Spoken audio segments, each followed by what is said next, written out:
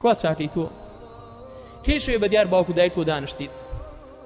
لە بەیانیەوە تا ئێوار عەزیەتی دایک و باوکت دەی بەخوا کاتێ شەودێ ئازارێک دەبێ ئەوان لە هەموو کەس زیاتر بۆ تەستوێن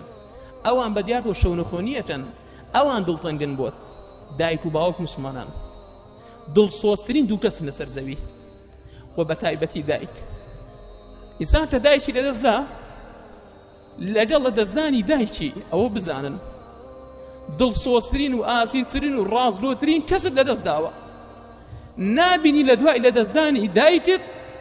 تەلەفۆنەکانت بۆ بێ کوڕم لەکوێی ئەوە نامێنێ یەکەم هەنگاو ئەوە نامێنێ نابینی تووشی ئازارێ بووی کەسێکی بەڕەحم و دڵسۆز و غەمبار بێ بۆلات و بەدیارتە و داشێ و بگیری ئەوە نامێنێ لەگەڵ لە دەستدانی دایکت ئەبی بە بێناسرین کەس لەسەر زەوی ئەوە بزانن ئەوەی دایکی قدری بزانێ ئەوەی دایکی هەیە بڕوە ئاگداری بە چونکە وەڵڵاهی لە دەستتدا قەت تەعویز نابێتەوە ماڵ دنیا تەعویزە بێ خەڵکانی ڕۆژانێ دەوڵەمەند بوونە ڕۆژانێ فەقیر بوونە بەڵام ئەوەی دایکی لەدەستدا بێ هەرگیز ناکرێتەوە پێشەوەی کە دایکی لەدەستداوە هەرگیز بێنازە بی